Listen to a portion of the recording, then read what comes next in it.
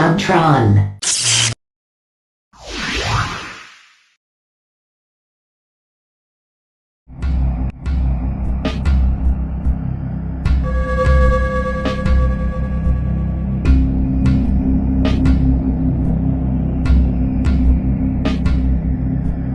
Hey, Joe and Mac.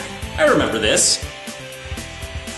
Originally an arcade game that became a little known yet botched SNES port made by the company Data East. Or Data Vice? I guess the voice actor was just having an off day. Alright, the line is Data East, action. Okay, Jerry, the line's Data East. Data East, try again.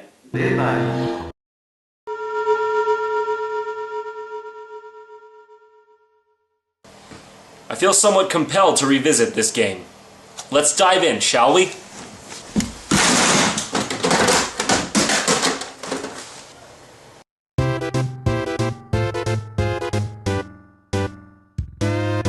Now we get our first hint of characterization here as Joe and Mac mercilessly pummel each other in the background.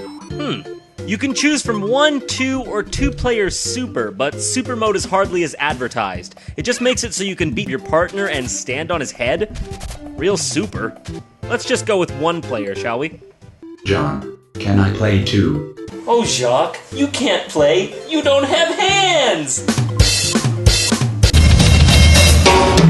Oh yes, to my surprise, this is something I often forget.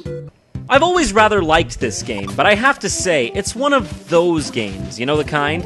It seems like a game where the people making it didn't have much skill in programming. Everything's a bit stiff and weird. You've got your standard platforming stuff, B jumps and Y attacks. If you hold up and then jump, you do some sort of giant somersault. This comes in rather useful at times because of the game's rather difficult jumps, which you'll see later. You've got your standard affair of prehistoric enemies, pterodactyls, cavemen. As for weapons, you'll find them carved out of stone, and when you pick one up, it replaces the one you currently carry. We've got the weakest one now, the bone.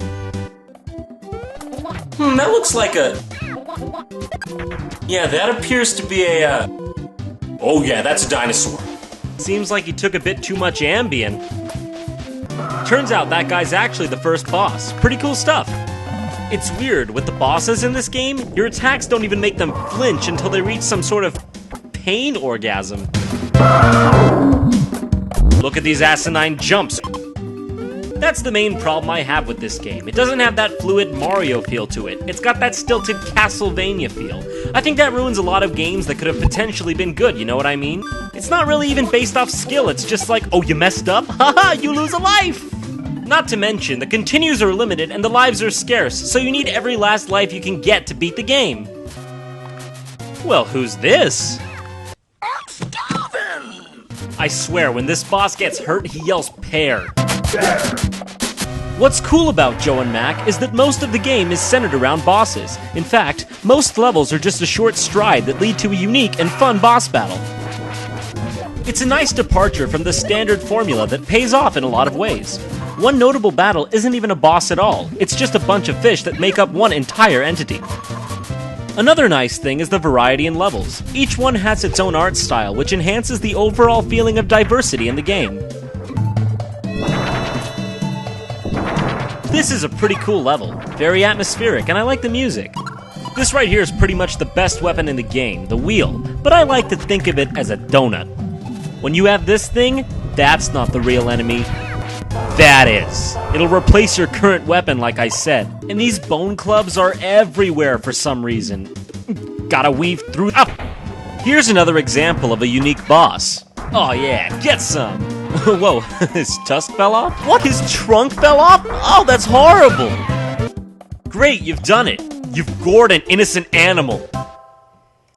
Where do these girls come from anyways? Were they just waiting in the wings? They could just leave, it's not like anyone's forcing them to be there. Once again, the variety of levels is rather impressive. Hey, hold on a minute. That's just the boss's head from the first level stapled onto some balls. I guess they were running low on ideas. I swear, every boss in this game has like a chewing addiction or something, just watch.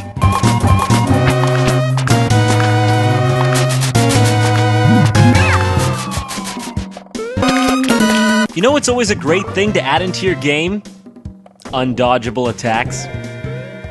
Oh, hey, awesome, a bonus stage. Oh, cool, it got my health back. Oh, okay, it filled up after like one. Okay, just like one was fine. Well, here we have the final stage. Oh, another one? Did they really have to recycle the same boss 3 times? Not to mention, this one's harder. Tight, we beat it with half a heart and 0 lives to spare. Talk about good fortune. So, Joe decides for whatever reason that it's a good idea to go inside this dinosaur. And awesome, it's like a level inside of him. But we died. Well, we better continue.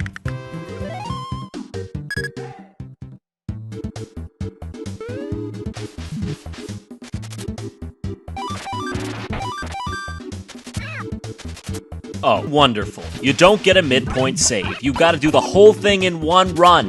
Beat the dinosaur again, go inside, and get to the final boss, which is a devil thing? What? So we beat him. Yeah. Oh, never mind. He just pulled a bayonetta on us. I really love this. The music finally changes from the normal boss music to this kind of psychedelic tone. And the boss becomes really hard. There are no cheats for this game, so when I was a kid, it was always a real struggle actually getting this far. But when I finally did, it was sort of mystical. It's not so much that his animated sprite was so amazing in itself, it's just that the only way you could see him was to actually play this far. It's a pretty decent mix of challenge and fairness. You'll probably have to give it a few goes before you finally get it, but when you do, yeah. So that was Joe and Mac. That's pretty much where things would come to a close, but I seem to recall one other game. John, it has returned. Data East actually made a sequel to Joe and Mac. In Japan, it was known as Joe and Mac 2, but in the English release, it was known only as Congo's Caper. As a kid, this caused a lot of confusion for me. I don't really want to revisit it, but...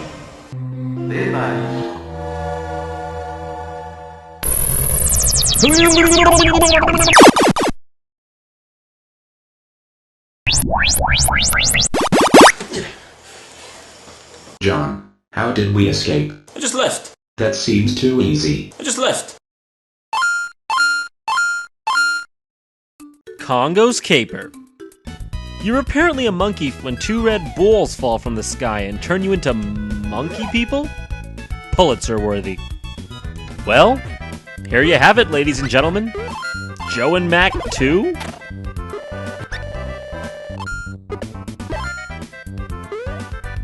So, it's about cavemen, but where are Joe and Mac? They're not even part of this game. In fact, the graphics aren't even similar in any way. Congo, our main character this time, still has the high somersault, though. If he gets hit, he turns into a monkey. It's sort of a Super Mario thing. I always thought it was cool. Also, the enemies are basically just parallel universe versions of the ones from Joe and Mac. I have to mention, though, the controls this time around are quantifiably better. It feels like the programmers knew what they were doing. You've got a similar attack this time, but no power-ups. Just the club itself. I'm sorry, what? What's that about? I guess Data East had a good sense of humor. After reaching the boss stage, you notice something a little funny.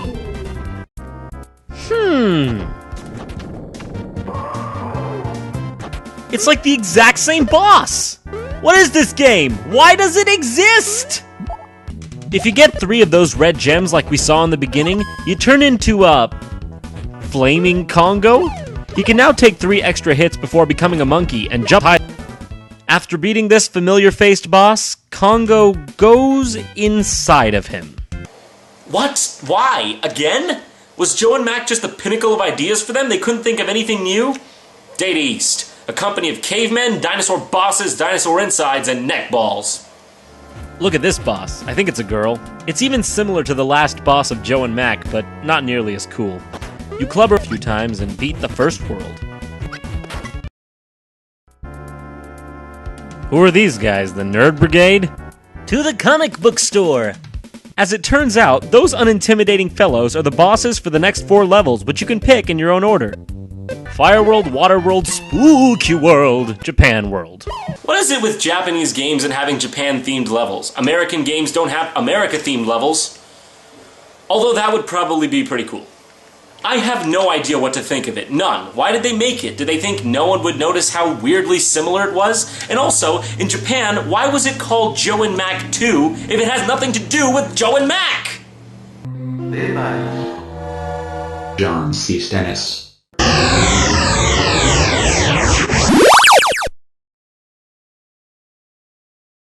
You thought it was over, right? You thought it was done? Well, you'd be wrong.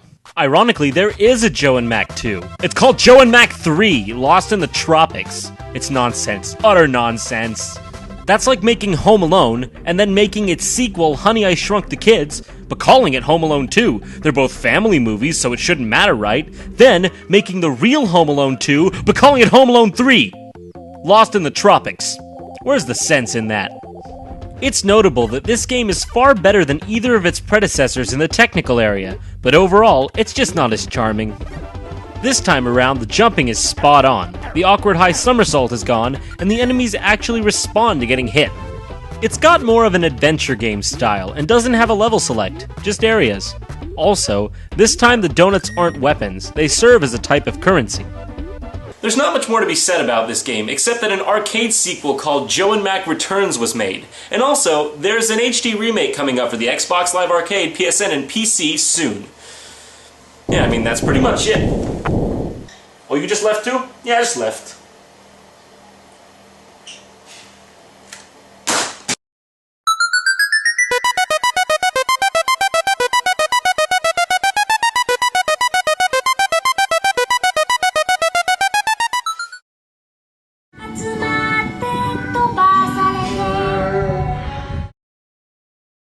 Great job.